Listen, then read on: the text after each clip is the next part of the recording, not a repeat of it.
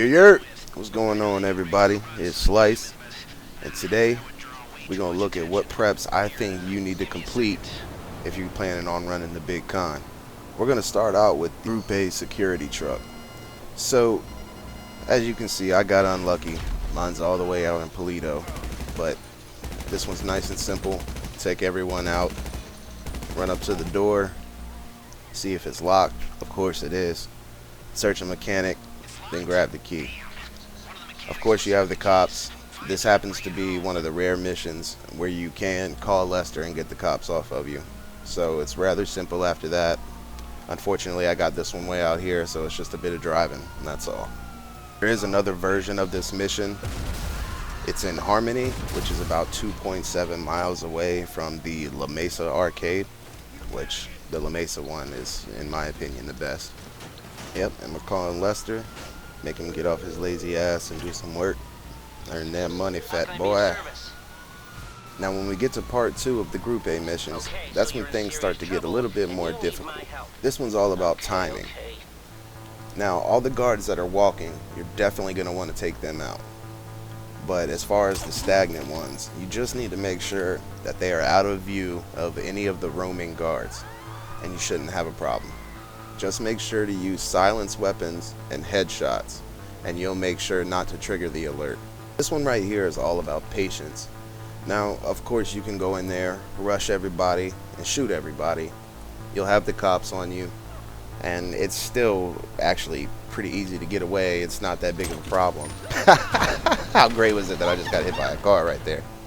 But anyway, it's not too difficult to get away from the cops after taking a picture of the license plate and securing the duffel bag.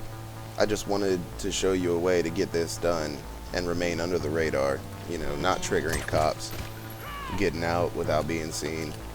And this mission right here is usually pretty close to the La Mesa arcade. There's another spot where it can be about 0.7 miles away. It's pretty convenient, so if you're running back and forth, as I'm doing this solo, so I have to make 2 trips, which all of these missions I'm going to be doing solo, which I prefer that way. I find it much easier to ask for 15 minutes of someone's time rather than around an hour to run 10 to 13 missions, whichever approach you're going through. Also, for efficiency purposes, if you have another friend who can also do these prep work solo, you guys can both do your preps at the same time and then run back-to-back heists and go 50-50 with each other. That's a pretty good payday, especially if you have a lot of time to play. You can get quite a few done. And guys, if you get cash, please cancel it.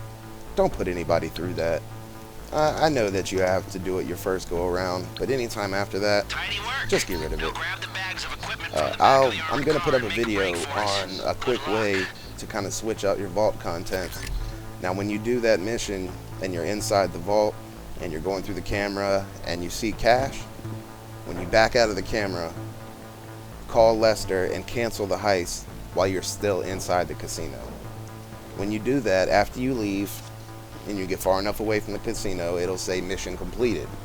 And then when you check your arcade and you check your vault contents and start up the vault contents mission again, it'll already be completed. And most of the time, at least with my luck, it's not cash again.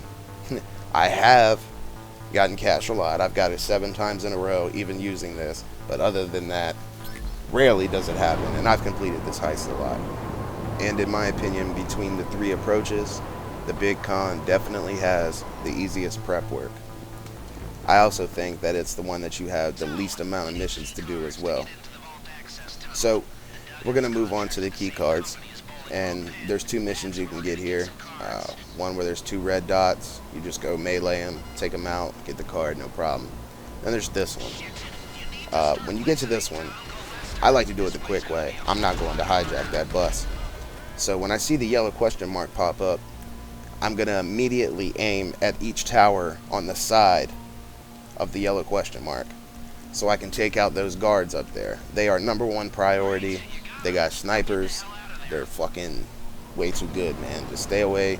You take them out, and then the guy you're getting the key cards off of can spawn a couple places inside that tower. He can be right outside like mine was. He can be right at the bottom holding a shotgun pointed right at the door, which that one's a pain. or he can be at the top. If you get lucky and he's at the top, you can hit him with a missile and just run up there, grab the key cards, and go about your day. On the way back, just get in the air and dodge any helicopters that may happen to spawn in front of you. This one I'm not going to spend a lot of time on. It's pretty simple. When you get here, you just run and dance until you get the text message from Lester with the picture of the person that you're looking for. Now, the person I got was, I think it's this white bitch Karen. Yeah, that's her. She's a manager at Target. I can't stand her, man. She does this casino stuff part-time. And I tell you what, you better not try to return anything that you don't have the receipt for if she's on duty. There's a few places the cards can be. Sometimes they're in this little garden section right here with the shrubs in it. Sometimes they're in this back corner where the trees are. Sometimes they're right there on that table, as you see. Simple. Get that done. We move on to the vault drills. This one can be a pain. I was lucky enough not to get one that's too difficult. I find the most difficult one to be the one where you have to deal with Clifford mercenaries. You'll see my choice for this mission was the Akula, and this is just simply because after I grab the duffel bags, or the drills, excuse me, I'll be able to get out of there fast and go into stealth mode, and it makes the cops not be able to see what's going on. They don't come to you, don't spawn near you, whatever. A lot of times when doing these preps solo, it's going to involve a lot of times where you have to make 2 trips. Usually when you have to make 2 trips, there's not too much resistance after you've made the first drop off and you're coming back for the second. And that's almost with any of the missions where you're making 2 trips. You know, you might have a red guy or 2 pops up, but it's nothing to handle. That's it for the big con approach.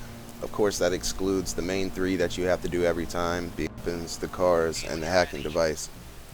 I'm just going to end the video with the little trick I showed you, or talked about, showing you how to switch your vault contents. You'll see I get cash.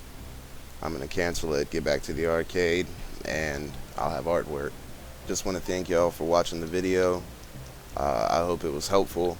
If you liked the video, let me know. Hopefully it can help you get out there and get to that money. Appreciate y'all again for stopping by, and I'm out of here.